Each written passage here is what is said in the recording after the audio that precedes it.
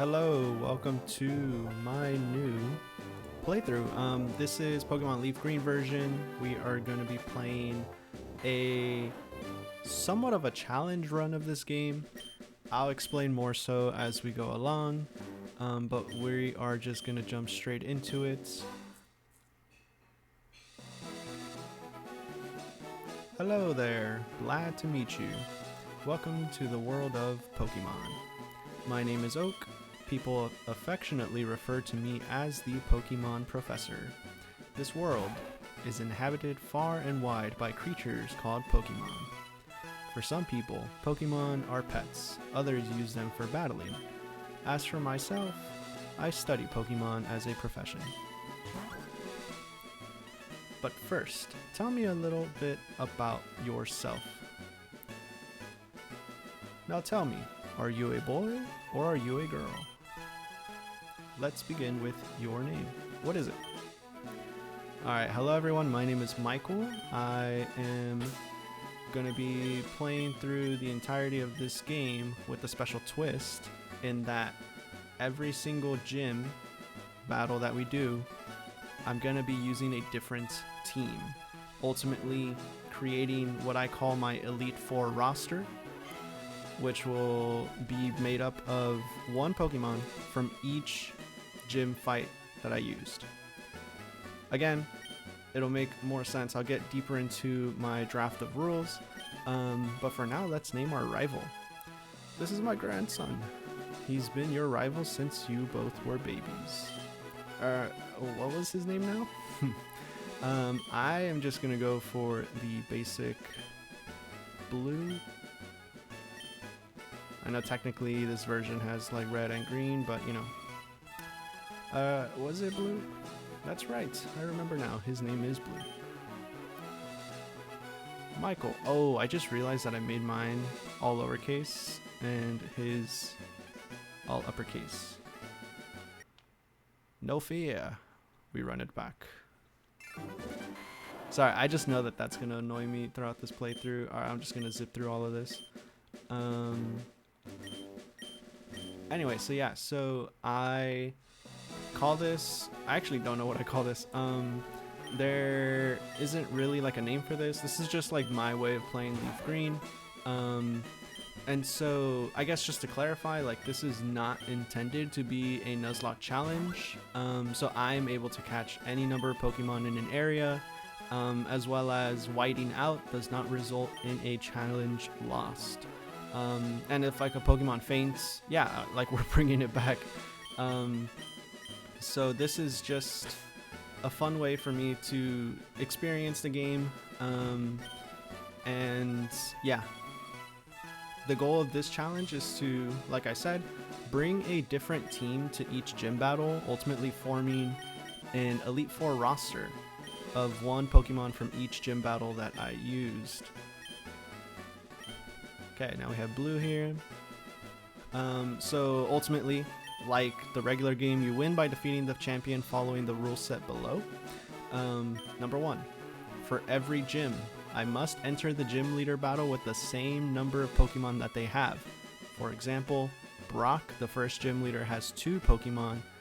I have to enter that battle with 2 Pokemon. The other gym trainers, I can, you know, wash with any number of Pokemon. It really is just that gym fight. For rule number 2, I need to follow a level cap of the gym trainer's highest level Pokemon plus 1. So Brock's highest is level 14. That leaves my Pokemon to be like a cap of level 15. For Giovanni, his highest is level 50. That means that my cap is 51. And each level cap tier is enforced up to the start of the gym leader battle. So if I enter with a Pokemon that's level 15 and they level up, I can still use that Pokemon in that gym fight. Unless I lose, then I'm gonna have to probably reset the game. But anyways, after defeating a gym leader, this is rule number 3, I need to select one Pokemon from my team to add to what I call the Elite Four roster. So for example, if I use Bulbasaur to beat Brock, then I can bring that Venusaur to the Elite Four fight. Number 4, Once you use a Pokemon line, for example, if I use a Pidgey in a battle, they are locked out for the rest of the challenge. The exception is my Elite Four roster, who I can continue to use those Pokemon for battles that are not gym leaders. Number 5, once we get to the Elite Four, I have 8 possible options for my team, and so I just need to make sure that my Hall of Fame team must be a combination of any of those 8 Pokemon that I selected throughout my run. And then, of course, at any point I can modify the rules to better fit my playstyle, because really we're just playing for the love of the game. The most important thing, I think, is to make the experience fun and just something that I can be proud of.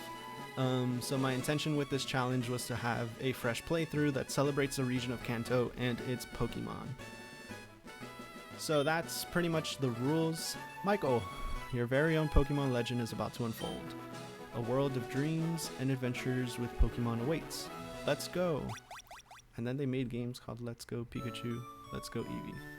Alright, here we are in our room, and we have the NES, which, shout out, I'm currently playing through all of the Nintendo classics, so check those videos out if you haven't already. Actually, hold on, I'm crazy. What am I... First things first, you always got to change it to fast. I am going to be playing with shift. I am not like a hardcore for this kind of thing, and since we're playing LeafGreen, I'm going to go with that. Actually, should I... Oops. Sorry. I was trying to change the audio there. Let's make it stereo. There we go. Alright. Yeah. So, I mean, this is the run. Pokemon Leaf Green, a game that came out in 2004, and now is on the Nintendo Switch, which is kind of crazy. So, you know, I'm excited for any future Pokemon games they bring onto the eShop this way. Hey, wait, don't go out. It's unsafe. Wild Pokemon live in the tall grass. You need your own Pokemon for your protection. I know. Here, come with me. Let me just follow this old man to his lab. It's okay, he's gonna... Whoa. I accidentally pressed L. Gramps, I'm fed up with waiting. Blue, let me think.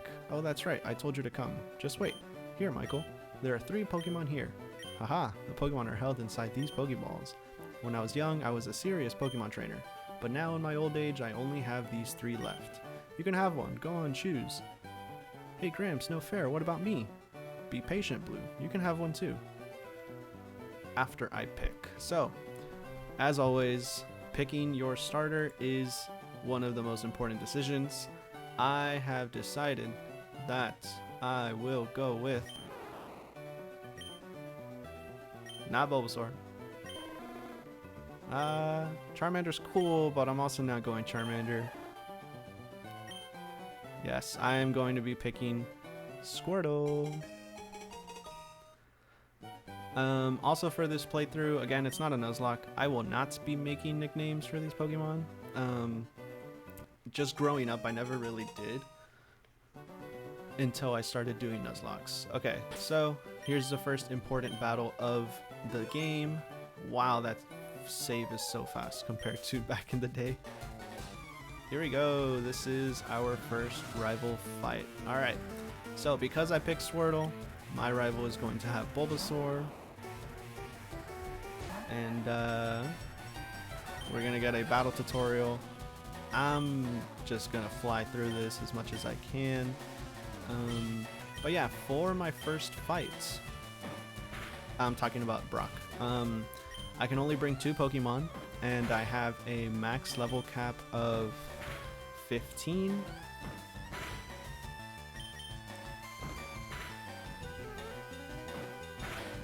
I'm kind of getting cooked here. Wait. Bro, go for a growl. Okay, if... Like... I didn't want to use... Oh. I didn't want to use the potion, but to be honest, I also don't want to lose money because a Pokemon in the future that I plan to add to my team requires money. So we're just going to play it safe there. We got the potion from the and I got a critical hit. Was he outspeeding me? I think he was.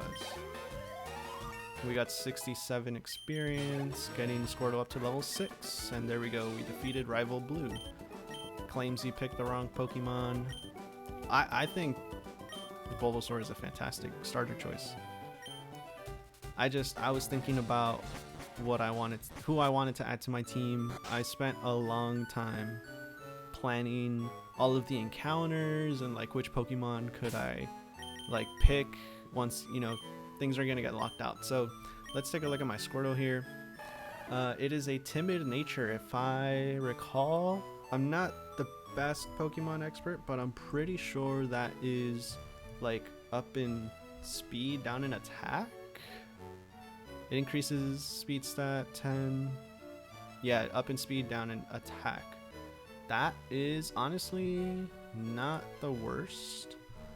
Can have a little fast turtle. And we begin. Whoa. You know, I used a potion at the beginning, but it's okay because we got another one. So, you know, no worries there. And so on this first route, Route 1, of course you can catch 2 Pokemon. You have Pidgey and Rattata. I would love to add some of these Pokemon to the team, except there is a better Pokemon that I can catch for this gym fight that's coming up. And so I will hold off on getting any Pokemon catches in this area. And I mean, early on, I think it's gonna be like really simple and straightforward, but once we get to like the 5th and 6th gym, like there isn't really, like the game gets a little bit non-linear where you can tackle either one in any order. I am going to be going in the gym badge order, so I'll be fighting Koga first and then fighting Sabrina. I like have the trigger fingers. I keep pressing the like L and R buttons. So anyways, we're gonna get the Oaks parcel by visiting the mart here, and this game is really nostalgic for me. I started playing this game when I was a wee lad. I believe it was my 2nd ever Pokemon game that I played on my Game Boy Advance SP. It was a really fun time. I picked Squirtle as my starter. When I was a kid, I used to always go for the water types, just generally across all of the generations. Wow, this D-pad is like messing me up. I'm using the Nintendo Switch 2 Pro controller, and it is a really solid controller. The D-pad was one of the biggest things that I had a gripe with the first one, and it continues to be an issue here. Alright, I probably should have been reading that, but point is, we delivered his parcel, and this will allow us to get something after our rival interrupts us. Oh right, I have a request for you two. On the desk there is my invention, the Pokédex. It's actually kind of crazy that Professor Oak invented this thing. It automatically records data on Pokemon you've seen or caught. It's a high-tech encyclopedia. Michael and Blue, take these with you. There we go. You can't get detailed data on Pokemon just by seeing them. You must catch them to obtain complete data. So here's some tools for catching Pokemon. And we get our 5 Pokeballs. When a wild Pokemon appears, it's fair game. Just throw a Pokeball at it and try to catch it. This won't always work, however. A healthy Pokemon can escape. You just have to be lucky. Well, in my Nintendo Classic series, I am anything but lucky. It really is a fun time. Just like what I want to do with this channel really is go back and play some of the games that came out, you know, like 20 plus years ago. I mean, in the case of NES games, it's like 40 plus years ago at this point. So really just gaining an appreciation of where we came from in terms of gaming and just like the journey we've made along the way. I've been a lifelong Pokemon fan myself. I've been playing the game since I was, I want to say, 7 years old. I started with Pokemon Ruby. That was the very first game I had. I remember I chose Mudkip as my starter, and I don't think I ever made it to a Swampert. I mean, I didn't know what I was doing. And I also remember playing this game on the Game Boy, and I would basically just steal the copies of my uncle's. Like, they were my uncle's games, I'm pretty sure, and I would just, like, you know, play them myself.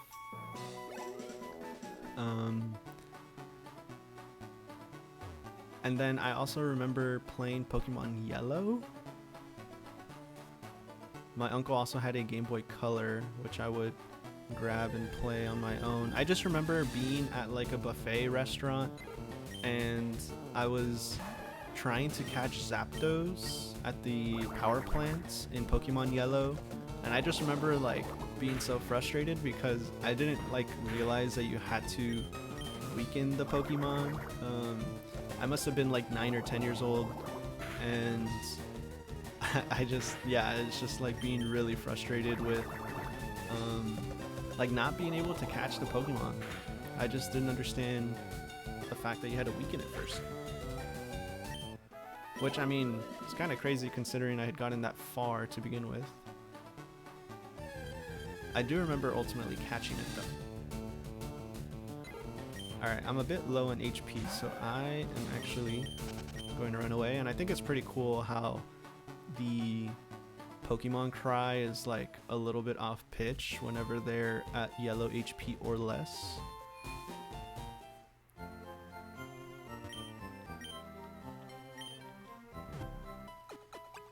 And so in terms of episode length and schedule, the logistics of this series, I am planning on doing about 1 or 2 episodes a week with this. My goal is to make each episode about 30 minutes plus or minus 5, where I just play this game in bursts and sort of do as much as I can in that time, call it an episode, and then, you know, begin the next one. So I'm not exactly sure how long this will take for me to beat, considering I will have to do a lot of grinding Pokemon levels, especially because I'm using a different team on every single gym. So you can probably suspect what I am searching for here on Route 22. I am looking for the one, the only, Mankey. And so this is going to be my team that I'm going to take with me into Brock's gym. Lowering its health right now, and then I did not buy more Pokeballs. So, you know, as Professor Oak said, we just have to get lucky. Here we go. 1, 2, 3. And it is caught. Not much of a problem there, thankfully. And so here we have Mankey.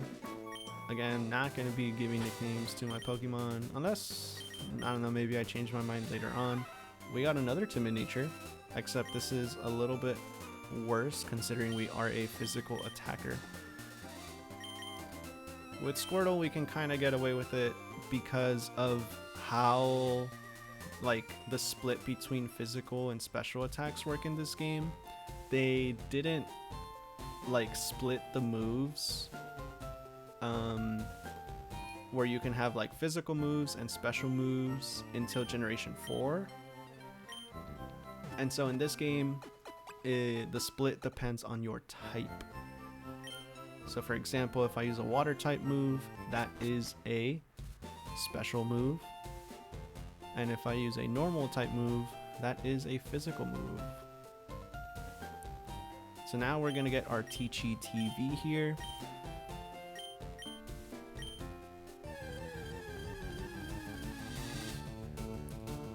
As we see this old man catch a Weedle.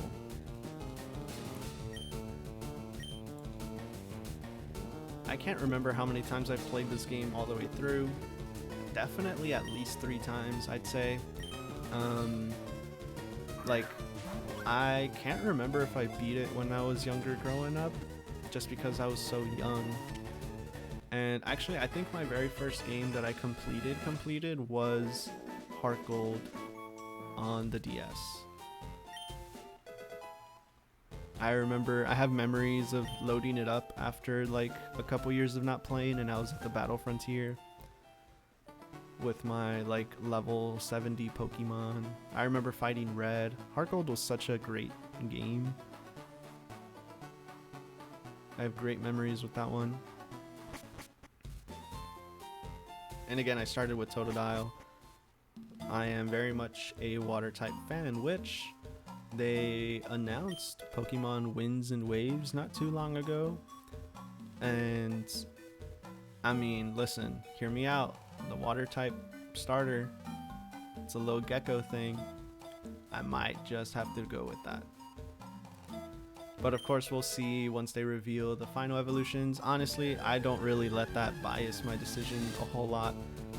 Or rather, it's really hard for me to be pulled away from my water type bias. So we have some Caterpies. The trainers in here aren't too bad. I actually should probably have the... what's it called? I use Cerebi.net for most of my like Pokemon data, and I really love their Poke Earth feature, where you can just like take a look at what trainers are in the routes and all of that stuff. So I am going to pull that up here. We're going to take a look at Viridian Forest, the Gen 3 version. So here we go. Yeah, I just have to worry about some bugs. I probably should train up my Mankey a bit. I could probably solo the Brock fight with Squirtle, but you know, it wouldn't hurt to have a backup just in case. This guy fakes you out. He's not a trainer.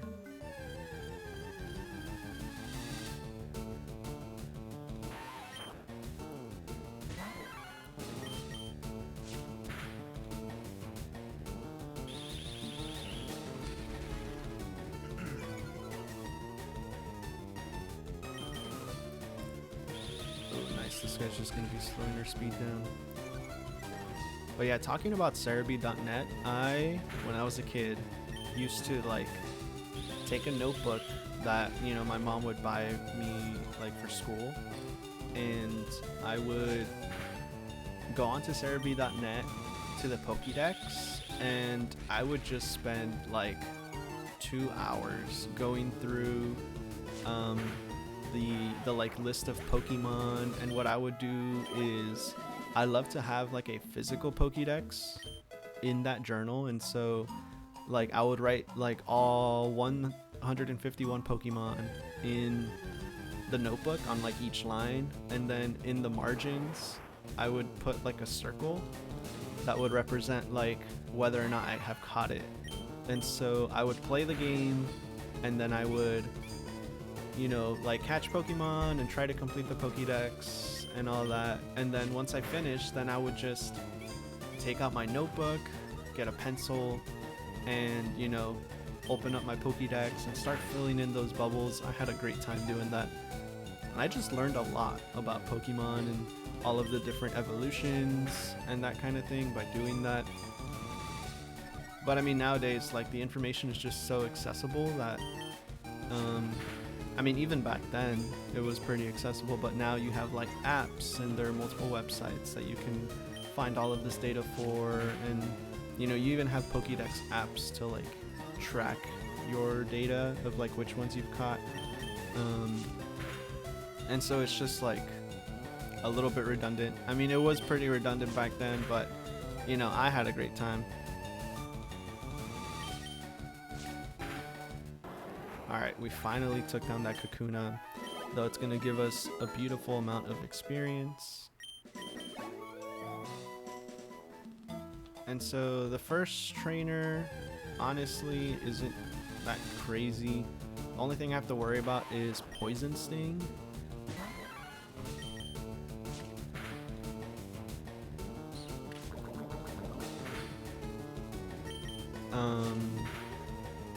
Yeah, I got this game on the Nintendo Switch, and I'm gonna be playing on original hardware. I thought about getting it on, you know, like a computer and just playing it so that I have features like speed up, which honestly kind of a miss that they did not include that in this game. Just like a speed up feature, you know, I think back to the Final Fantasy VII remake, or not the remake, but like the port that they made before they brought the remake over. And how, like, I remember playing through that, and you can like speed up the game, play at like triple speed or something like that. My Mankey's gonna die, which I'm not too worried about considering this isn't a nuzlocke.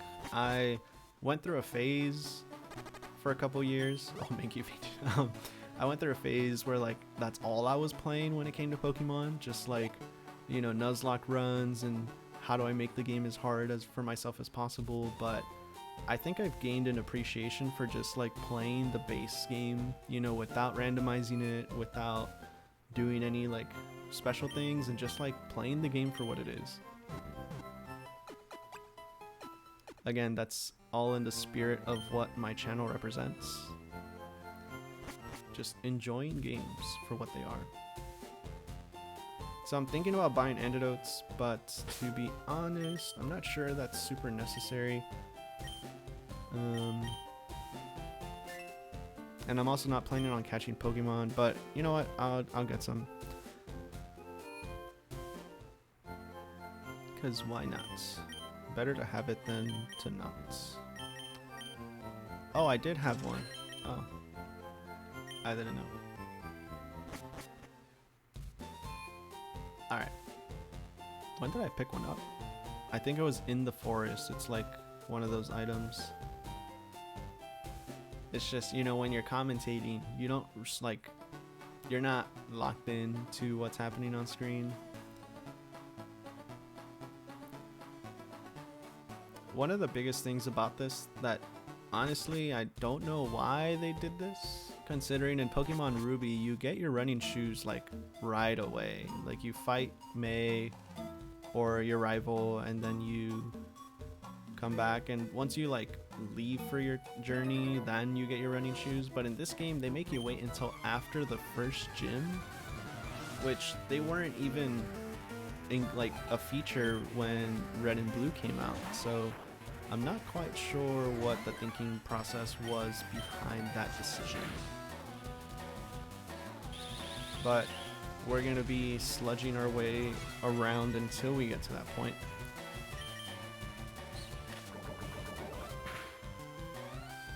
And I remember saying that I was aiming to go for about like 30 minutes, give or take 5 minutes. Ooh, lucky we did not get poisoned. And I never started a timer for that, so I genuinely have no idea how long I've been recording.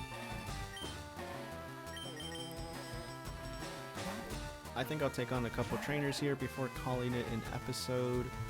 I am also, just to break the fourth wall a little bit, doing some laundry here. And I don't remember when, like what my timer was when I started it, but I have about 15 minutes left on that. So maybe I just play until I have to go get it.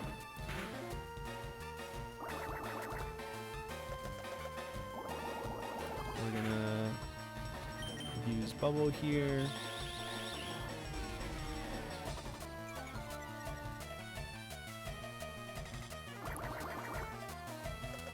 Man, I've always been a fan of Pokemon music.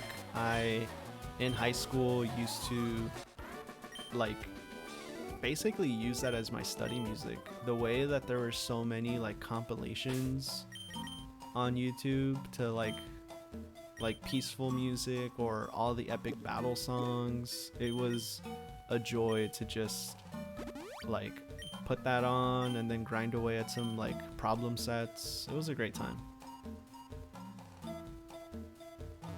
And so I have a lot of fun just like listening to the soundtracks of games. Nintendo has their own like music app similar to like Spotify and Apple Music that features a lot of the Nintendo games music soundtracks. It's included if you have the Switch Online subscription, and it's honestly like pretty nice. However, I wish they updated the library more often and with like just more titles every time they did. Like the way they do it currently is they update a new game or like a new playlist of songs every week or so.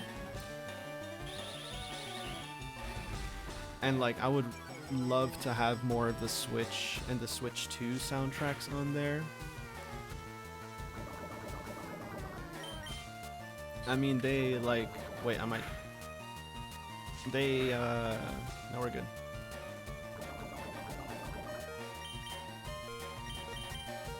They, what was I gonna say?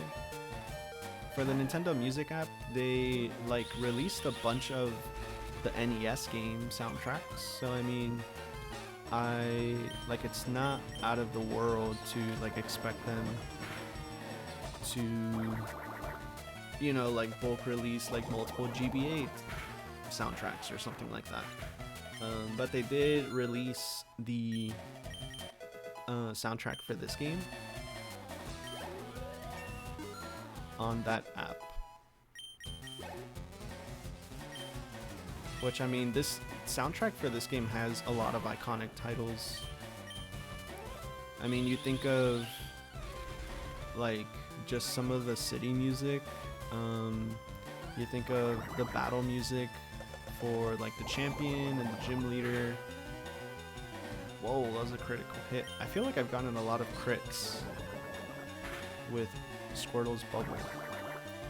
Could be imagining things, but I feel like that's like the third one we've seen so far today. I've only had like 7 battles or something like that.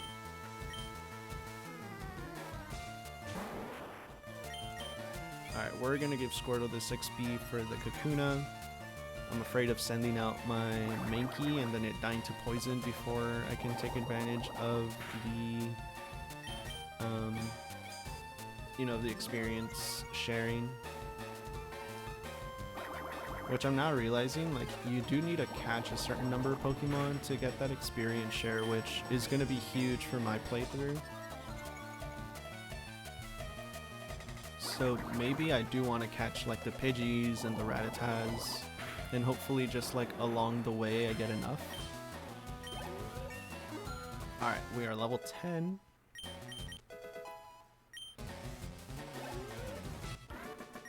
You know, I'm thinking about that level cap, and I think we'll be alright. Is Mankey gonna... yeah. And back we go. See, this is where, like, having a running shoes, or having the running shoes would be good. And there goes Mankey. Great. But, I mean, like, I think at this point in the game, it's just too wasteful to be, like, spamming potions on your Pokemon.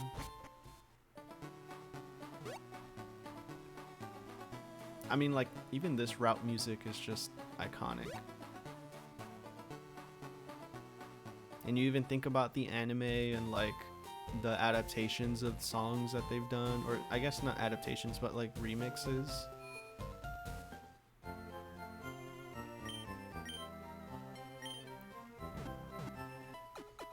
It's kind of a sneaky thing if you've never noticed that while watching the show. Especially for the battle songs. The battle songs in the anime are fire. Though I haven't seen like a lot of the recent seasons. Like I know Ash finished his adventures and they've moved on to new protagonists. I cannot say that I've seen more than like 3 episodes of the newest like batch of Pokemon anime seasons. I mean, part of it is just like me growing older, and just like getting busier, or just taking interest in other shows. And then part of it is also because it's not Ash. No hate though. Alright, we got another antidote. Maybe I do feel free to use these just because poison isn't really a threat, like, in a lot of places in this game. At least that off the top of my head that I can think of. Hello. This is Bug Catcher Anthony. One thing you do want to be careful of if you are playing this game on the Nintendo Switch is, for whatever reason, no, actually I know what reason, but they made X be the start button and Y be the select button. Very similar to how it was on the DS games. But if you press all of the like face buttons at the same time, it will reset your game. I was playing this game with my brother. We were doing a hardcore nuzlocke of just the base game, and or a hardcore Soul Link, where we're also like pairing up like our encounters together. And I accidentally, after playing for 45 minutes, was just like fidgeting with my controller and then accidentally reset everything. I was so upset. So, you know, just something to be mindful of if you picked up this version of the game. But generally, Pokemon has always included a way to, we call them soft resets.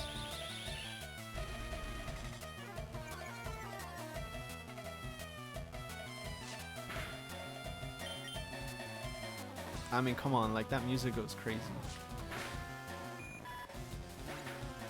Like, what is it? Like the cowbell, sort of? Like, just, bro was rocking it.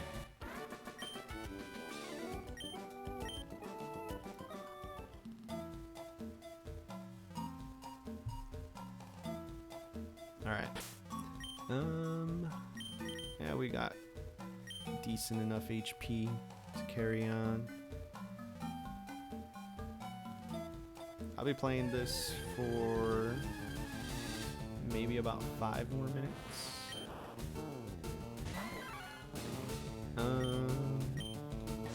Maybe we can sneak a level off of this guy. In terms of my favorite Pokemon games, I mean, I think more and more people are appreciating it in retrospect, but for me it's always been Pokemon Black and White.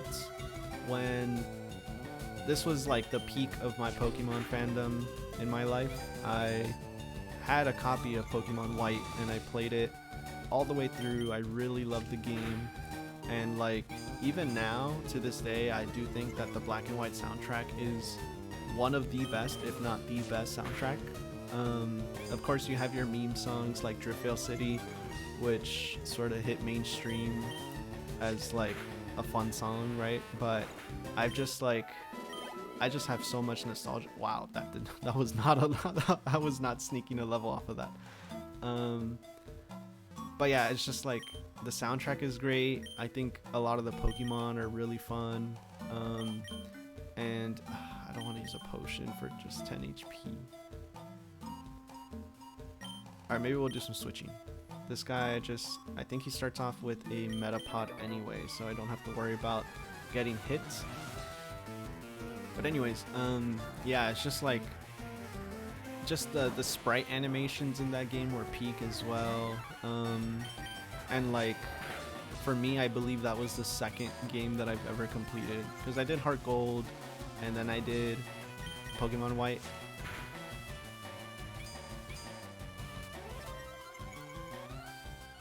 But I mean, like, you know, Pokemon Black and White are rumored to be the next, you know, next in line for remakes. I don't know when that's gonna happen.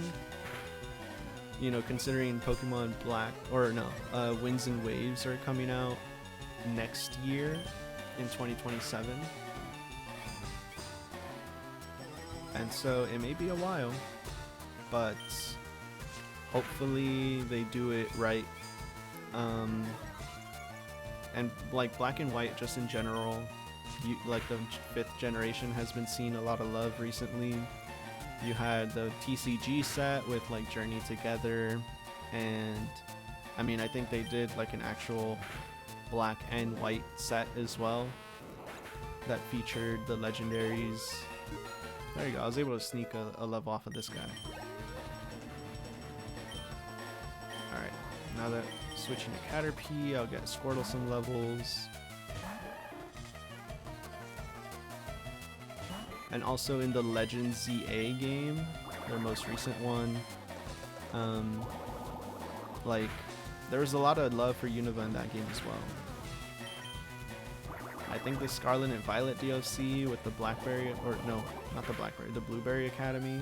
Look, we're getting crits like crazy. I'm not just seeing that, right? Squirtle's kind of popping off.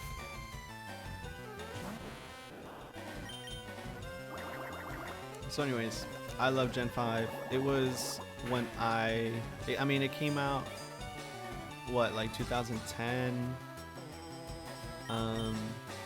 So, you know, that was like peak fandom for me. I actually didn't get to play those games until like 2012, 2013.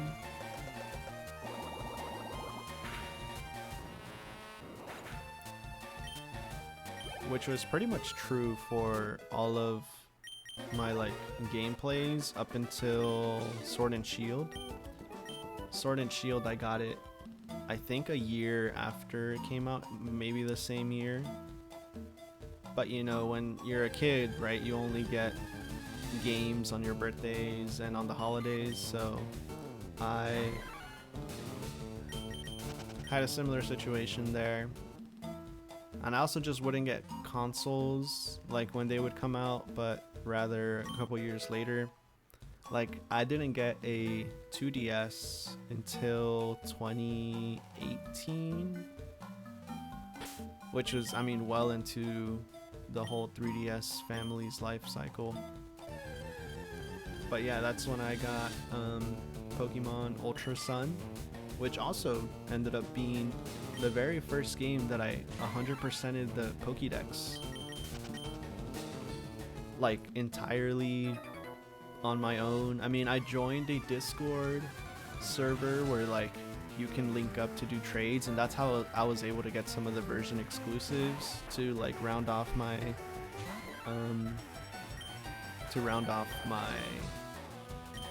Pokédex.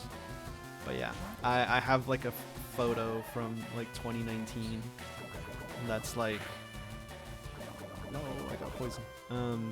That's from like my old phone, really low quality, and it's just like my 2DS on the table with Rotom being like, you did it, you really did it, you completed the Pokédex.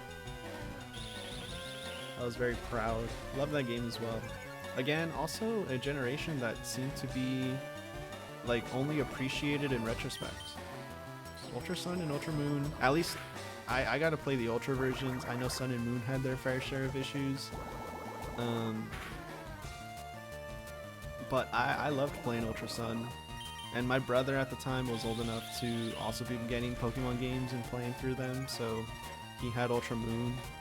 But for whatever reason, it just never like he didn't get into it as much as I did, so I was like originally counting on him to get those version exclusives, but you know, I ended up having to go online to get those, which I got the job done regardless. And I think like later on I'm like thinking about, do I use an antidote? But considering I made it out already, I don't really see a reason to. Whoa. Sorry about that. There's my alarm. Perfect. I think this is great timing. We made it to Pewter City. No, Squirtle died. It's okay. I'm not too worried about friendship here. All right, so that is going to wrap it up for the very first episode. We didn't really do a whole lot, which I was just, introducing the rules, and then also just sort of podcast Michael, I guess. But anyways, next episode we will be taking on Brock and adding our first member to our Elite Four roster. See you next time.